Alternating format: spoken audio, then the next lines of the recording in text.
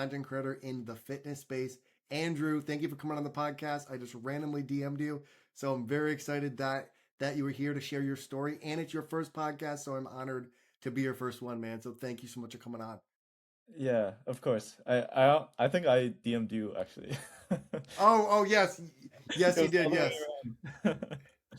Yes. Well, man, thank you for coming on. I'm really excited just to dive into your niche, and I find it very fascinating. So thank Mm, you.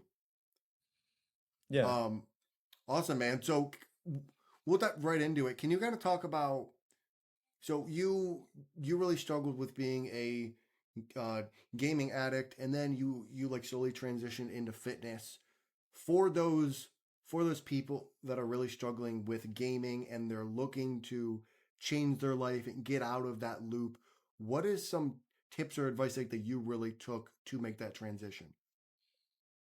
Well, to make that transition, like I think I was just at a point of life where I was like, if I don't make this change, I will be stuck here forever. And obviously, I didn't want to be 30, right? I'm 25 right now, and I didn't want to be stuck in the same body that I was while I was gaming. Because while you're gaming, it's really hard to choose the hard things to do, right? Like for example, fixing up my diet was really hard, right? Like I would snack all day, and that kind of caused me to have the skinny fat build. Like I would still go to the gym, build some muscle, but obviously it wasn't anything noticeable for me, right?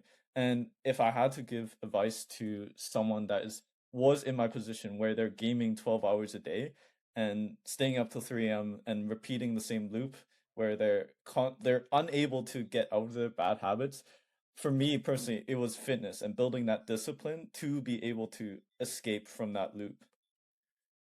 I love Right. it. And yeah, you go. I don't know. You can. Yeah. I think it's fascinating because you are taking the gamification aspect that I think all of us gamers love to go after, and you're combining it with fitness. Can you kind of talk about just the mindset behind being a gamer and how that can help you get into fitness and actually level up your life in that way as well? Yeah, of course. So I think to explain that better, I'll have to go back into my backstory. So I was a huge gamer, right? And the thing is, I played to improve myself, right? As in, like, I always wanted to get to the highest rank possible, right? And at a point, right, I did get to a really high rank in League of Legends, right, which is mobile game. And here, like, I hit almost challenger, which is really high rank for a lot of players, and I did hit like the top rank for one of the champions. And I realized from this that the way that I play and the way that I think is very different than a lot of players, right? A lot of players, they play kind of brainlessly, like mindlessly, right? The way that I play is like very system based, as in I think in systems, and that kind of thinking really led me to get to the highest ranks in these games, and that kind of transitioned into fitness for me because I was like, if I can get to this high rank in a video game, I know I can transform my body. I can set my mind to whatever it is that I want to achieve and then go out and achieve that because I have the systems and the way of thinking in order to get that, right? And sorry, what was the question again? Kind of got sidetracked. What? Yeah, no. You're good. What, like, when you are in that gaming aspect and you're in that gaming mentality, what are those things that can be transferable to getting in shape? Oh yeah, of course. So what I realized was that in in a video game, the reason why you're kind of hooked and addicted to a video game is because it gives you lots of dopamine. It gives you instant gratification, right? And the issue that I found with fitness is that you don't get any of that, right? There's no constant feedback loop that tells you that, this action will give you this reward, right? For example, you could work out, you could do an exercise, and there's no way to tell that what you're doing is correct until literally months later, right? And that's where people get stuck on, right? It's the trial and error that gets people stuck and just the lack of clarity for a lot of people. And I realized that if I can be able to give this dopamine to people, then they will be able to make such a powerful transformation and make it as addicting as a video game, right? And like that's kind of what I'm trying to do right now, which is why I'm building out the side project to gamify fitness, right? So there's going to be like progress bars, leaderboards, like character selection, everything that you can kind of find in a video game, I'm trying to recreate in fitness, right? Because I know how addicting it is to be in a video game, and if I could bring it to fitness, then I know that it will transform people's lives, right? And you think this will really help them get past the uncertainty period of like, I'm putting in all this work, I'm eating healthy, I'm going to the gym, but I'm not seeing results. Like you, you, you think your system will help them push past that doubt session that they go through. Yeah, of course. Like the thing is, like they most people have the information, right? It's just they don't know which information um is applicable to them, right? And this kind of doubt makes people not even start in the first place, right? But let's say that you have like a clear roadmap directly to your dream physique right now. You would just take action and because you know it's there, then you're kind of guaranteed to get there, right? And it's the same thing with like it's like same thing with fitness, right? It's just like, if you knew exactly what to do, you could get there so easily, right? I think what it seems like to me that you're really focusing on is giving people those little nuggets of things to bring clarity that they're doing the right stuff. Like you said, there's so much information in fitness. You choose this diet, you should choose this diet. There's this type of workout and there's this type of workout. And it seems like you're really giving people like, hey, you're doing the right stuff. Just stay consistent. And Yeah, here's a system like that you can build to actually help them stay consistent through those down times because we all have those times when we might fall off track a little bit. exactly. And like most people already kind of know what to do. It's just they can't stay consistent because, there's first of all, there's many different factors that go into having a good physique, right? And also, it's just the lack of clarity kind of creates that inconsistency because people stop, right? They stop because of like a wedding or like a huge event happening or school or work, right? And after they stop, they kind of break all of their momentum and they aren't able to get back into it, right? And if you had the clarity and you had the routine, like there would be no issue to get back into it, right? Like even on the rough days, you would still be doing those things that will move the needle towards getting your goal. And that's kind of what I'm trying to recreate. Love it. And you mentioned something earlier that you dealt with skinny fat. Mhm. Can you kind of talk about what that is and why that was such a huge issue for you to try to overcome? Well, the issue with the skinny fat build is that obviously you don't have enough muscle to look jacked. You also don't look fat enough to look like chubby or anything, right? But like once you take off your shirt, it's just there's a huge love handles and you don't know how to get rid of your belly, right? But it's just like the issue with this is just you don't know how to get out of it because when you try to drop weight, right, the most obvious answer is to just slash your calories and just uh, go on a crash diet, right? Just cut all calories. But what actually happens is that you start to lose muscle along with the fat, and you just become a smaller, skinnier version of yourself, and you're basically back to square one, right? And then once you're at the smaller version of yourself, you just decide to bulk because you think that's the answer, right? Oh, cutting weight wasn't the answer. Maybe I should bulk, right? And then you become fat now. And then and after you become fat, you go back into the cycle where you're like, I need to cut down, but then this takes too long. And then eventually it becomes so much of a cycle that you burn out. You kind of just choose the easy way out and just binge eat and be comfortable, right? You just accept your fate as a skinny fat person, right?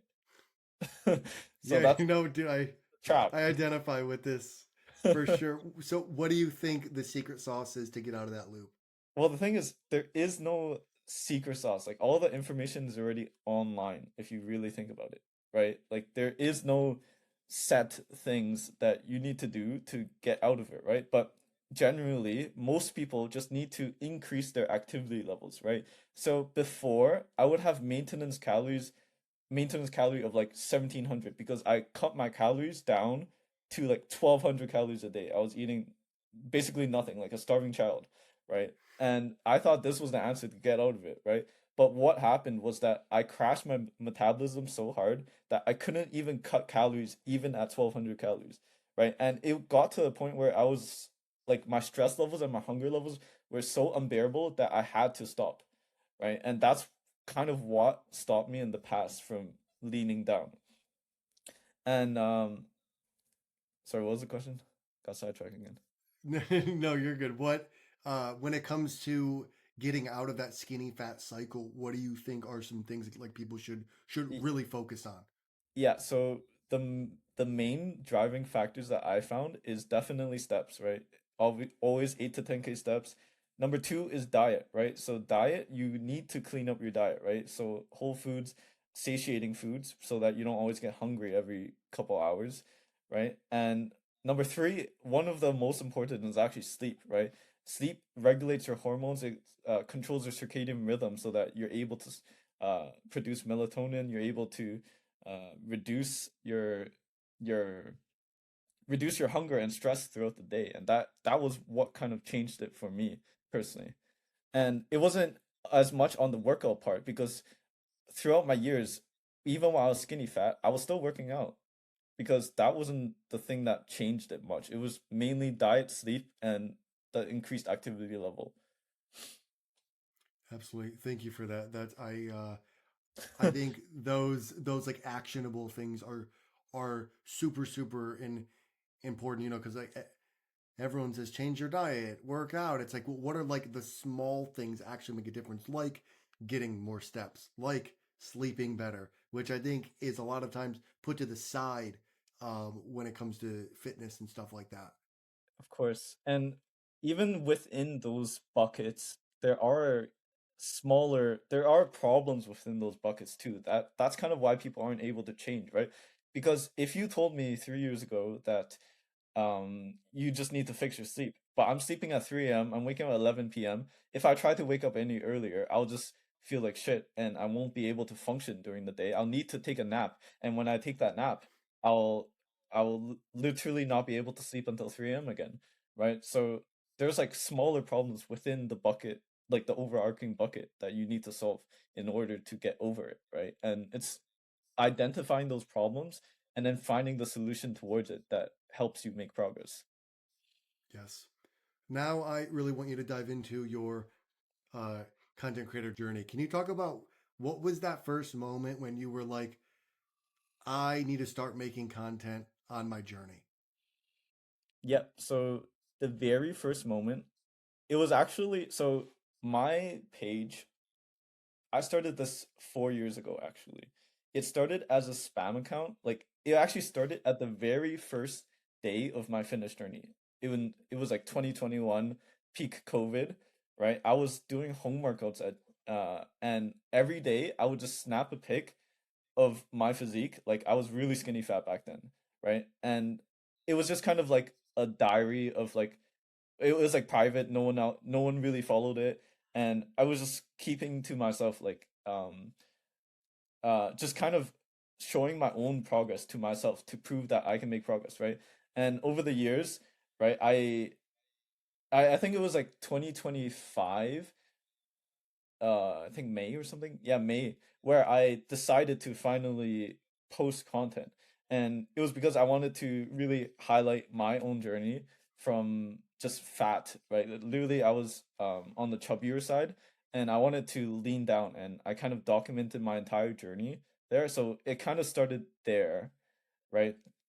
And then yeah, the moment that I realized that I needed to post my content was because I realized so many other people are on this journey with me, and I felt my my angle of being a gaming addict would relate to so many people, and that's kind of how I started. your content now is very, very good. Like it's Thank you. like very, very captivating. The storytelling's awesome. What was that transition like going from s- snapping pictures to having your content reach thousands of people? Yeah, the transition, it was something tough, right? Like I had to push past so many mental barriers of just even thinking about what others would think about my content, right? Like I had to deal with like, oh, people thinking I'm cringe or thinking, oh, what is he trying to do? Or all those insecurities came out to me, right? And like I knew that like what I had was just consistency, right? And I knew that if I just kept posting and kept improving, just using like my gaming mindset, I knew I could blow up and make it work, right? Because I knew that content is like it's exponential growth, as in you won't have a video perform and then you'll suddenly have like a 100K video, 100K view video, right? And that's kind of what happened to me, right? I I just kept posting. Like I posted I think I'm over like 300 posts now in the past year, right? So that's almost one a day.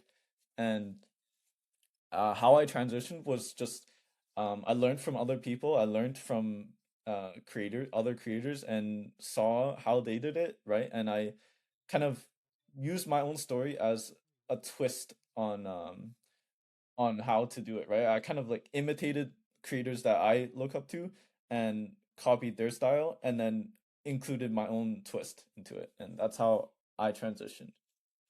I love it, man. I think a lot of creators will find inspiration in your journey because you are very, very vulnerable. Like you're very honest about your struggles. You're very authentic about the things that you've been through. And I think a lot of people, that's probably the number one thing I would say that they struggle with in content is being authentic of like people are going to judge me. People are going to make fun of me. My family is going to see it. My best friend's going to see it. They're going to laugh at me. You know, all that stuff that we go through. How did I, you kind of work through that of just fear of being judged by your mom or your best friend or your sister, your brother? Like, how did you yeah. work through that mindset? I mean, at this point, I'm pretty sure everyone I know has seen it. Even people I don't know have seen it. Like sometimes I'll meet people and they'll be like, "Oh, I saw your content." I'm like, "I've never met you before."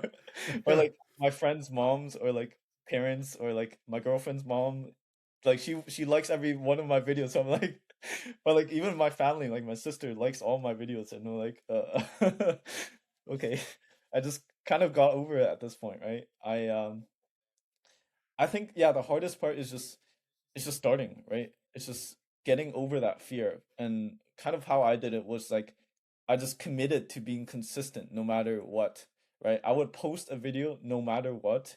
And I did that for over 100 days, right? So I posted consistently. I didn't care what people think. Like I would just literally post it, not even check for 24 hours because I know if I check, I'll check all the likes, I'll check all the comments, and I'll cringe at myself and not want to do it again. So that's kind of how I did it. I posted it without looking at the view count, without looking at the comments, right? Because it's all about the inputs, right? For content. You can't control the outputs. You only can control what you put into your content. So I only focused on the inputs, right? And that's kind of what Amazing. helped me overcome that mental barrier. And yes, it was embarrassing. Yes, I felt cringy, but I got over it, and now it's part of my identity, and I don't feel any embarrassment in posting stuff like that anymore.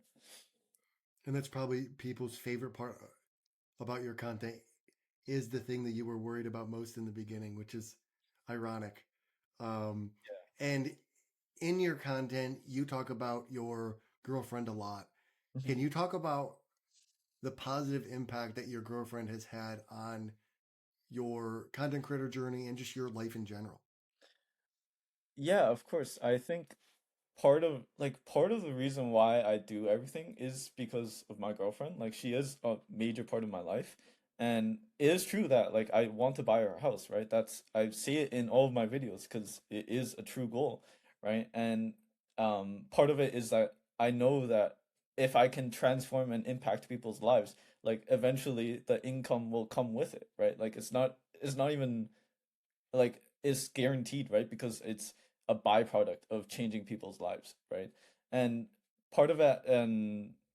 And yeah, my girlfriend just she always motivates me. She always is there for me and even supports me while I feel demotivated and stressed. Like I swear I'm always stressed like all the time because of content and like doing the side project as well, right? And I've also impacted her life with content as well, right? So I posted a video where she traveled to like Thailand, and then I posted a video about it, right? It got like 1 million views on Instagram, and that video like blew up, and it got her over 3,000 followers, right?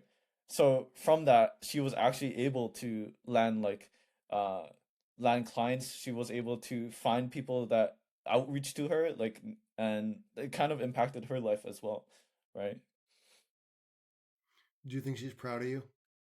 Yeah, of course. Like every day, I feel like she is proud of me, and even if she doesn't explicitly say it, like I know that she is, and that that like I know that I will achieve my goal, and that's kind of who I am. It's just that's just how I am, right? So Yeah, that seems like relationship goals because I think everyone's looking for a partner that supports them and accepts their uniqueness. And it yeah, seems like you've really found that person that's like you're a little odd, and I love that about you. yeah, and I mean, honestly, it's the uniqueness that makes you stand out in content, right? If I didn't share my struggles, if I didn't share my uniqueness, like no one's gonna resonate with me, right? I literally just shared what I was struggling with. I shared my dreams, and honestly, a lot of people resonate with it, right? And even now, like my video is still going viral. So, That's awesome. I have one more question for you, Andrew. mhm.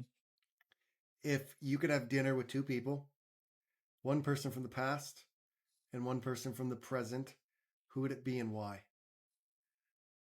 Past and present. Honestly, I'm gonna be honest, like, cause I'm just always honest. I don't idolize anyone.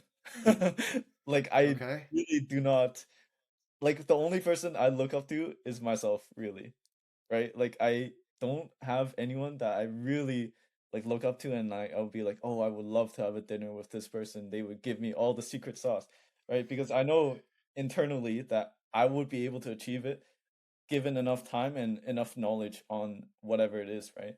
So I know this isn't kind of answering your question, but I really don't have anyone that I idolize or would be go on a dinner with. No, no, that's great, man. I don't Pulling know if you I ever heard of love that.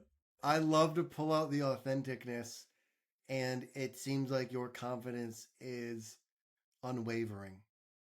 That that's true.